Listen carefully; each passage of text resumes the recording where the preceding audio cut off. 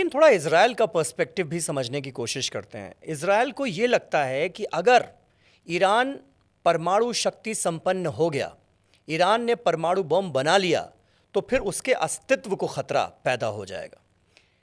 America Israel की ये बात मानता है और ईरान कहीं ना कहीं ये मानता भी है कि इज़राइल उसके लिए थ्रेट है। Death to Israel, death to America के नारे ईरान में लगते हैं।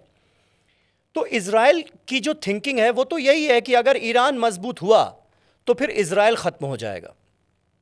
और हाल ही में जो इंसिडेंट्स हुए, जिस तरह से इज़राइल पर अटैक हुआ हमास का, वो जितना भयानक, भयावह, बर्बर अटैक था, कहा यह भी जाता है कि तनाव की शुरुआत वहीं से हो गई जब हमास ने इतना बड़ा हमला किया अक्टूबर 2023 में।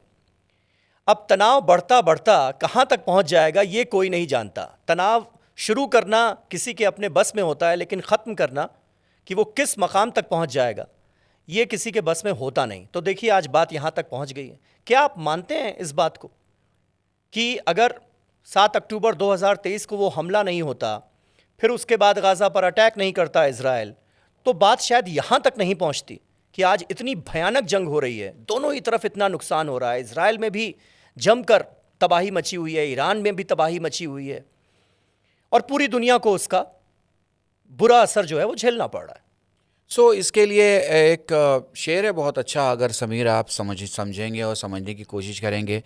मैं तो जान दे दूंगा, इसके बाद क्या होगा, मेरे कत्ल से पहले तुमको सोचना होगा।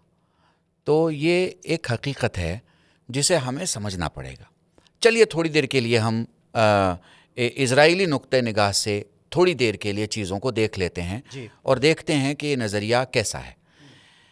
आप अच्छे से जानते हैं, आप यूपी से बिलोंग करते हैं। आपके मान लीजिए चचेरे चचा का कोई लड़का अचानक में आके शहर में आपसे कहता है कि भैया वो एक कमरा हमें रहने को मिल जाता तो हम शहर में रह जाते। आपने कहा किराया नहीं देना पड़ेगा। 4 रिश्तेदारों ने कहा भाई तुम्हारा ही है, यहीं का है, चलो जगह दे देते हैं। आपने एक कमरा दे दिया और कहानी ये हुई कि उसने कमरे से आंगन और आंगन से फिर दूसरा कमरा, और फिर आप ही से कहा कि आपकी तो इतनी ज़रूरत है नहीं ज़मीन की, जो है वो इतने में आप रह लीजिए और इतने में हम रह लेते हैं। ये कहानी वहाँ से शुरू होती है। आप भी अच्छे से समझते हैं कि ये कहानी मैंने नहीं बनाई है और आपने नहीं बनाई है, और भारत का इस कहानी से कोई लेना देना नहीं है। 1948 30 नवंबर के पहले होने वाले सारे वाक़यात में ना आप मौजूद थे ना मैं मौजूद था।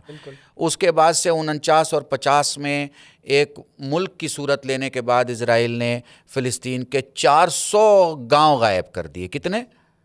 400। हमारे यहाँ भारत में हुकूमतें बदल जाती हैं, एक गांव में अगर दंगा होता है तो 5 गांव में अगर दंगे हो जाते हैं 10 साल तक पीछा नहीं छोड़ता। 20 गांव में अगर दंगे हो गए तो सरकारें बदल दी जाती हैं और सरकारें 20-20 सालों तक नहीं आती। क्यों? क्योंकि हम आज़ाद मुल्क के खूबसूरत हिंदुस्तान के रहने वाले हैं, जहाँ हर एक्शन का रिएक्शन, हर रिएक्शन पे तबसरा, हर तबसरे पे इनकलाब, हर इनकलाब पे हुकूमतें बदला करती हैं। ये हमारे यहाँ चलता रहता है, ठीक है ना। तो हम इस चीज़ को बहुत अच्छे से समझ सकते हैं। 50 के बाद से कुछ हमले फ़िलिस्तीन की तरफ से हुए और कुछ हमले जो है वो इज़राइल की तरफ से हुए। ये जंगे, हमला, रेजिस्टेंस, ये सब कुछ चलता रहा। इन सिलसिले को 50 से आप लाइए 60 तक, 60 से लाइए 70 तक, 70 से लाइए 80 तक, 80 से लाइए 90 तक, और फिर 2025 या 23 जिस वाक़े की आप बात कर रहे हैं।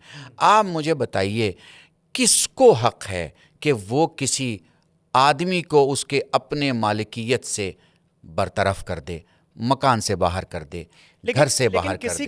किसी को ये हक भी तो नहीं है कि किसी देश के अंदर घुसकर उनके बॉर्डर्स को तोड़कर आप बेकसूर मासूम लोगों की जान लीजिए। ये भी तो हक बेकसूर और मासूम लोगों के मारने पर किसी मुदब्बिर ने कभी कोई तशवीक़ की गुफ्तगू नहीं की होगी कि बहुत अच्छा हो गया और बहुत अच्छा किया।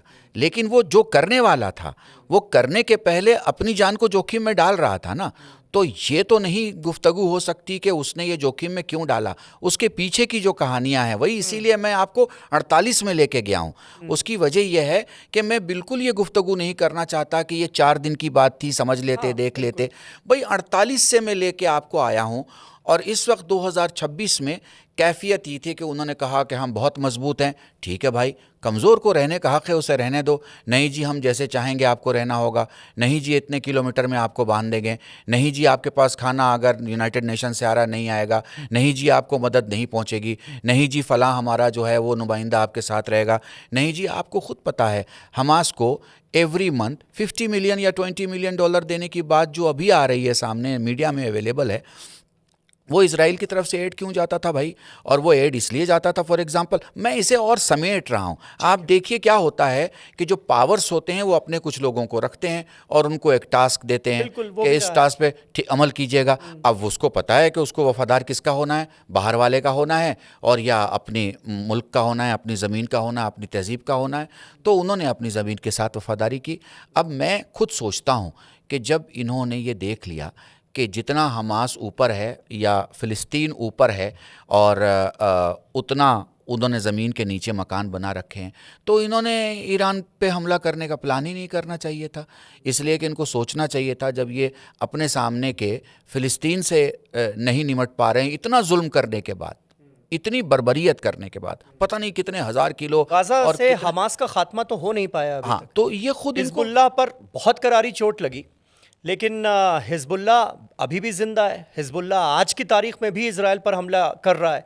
यमन में हूती आज भी एक्टिव हैं। यानी ईरान के जो तीनों प्रॉक्सीज हैं उसमें से अगर आप हमास को छोड़ दीजिए तो दो तो इस जंग में भी बहुत ज़्यादा एक्टिव नज़र आ रहे हैं।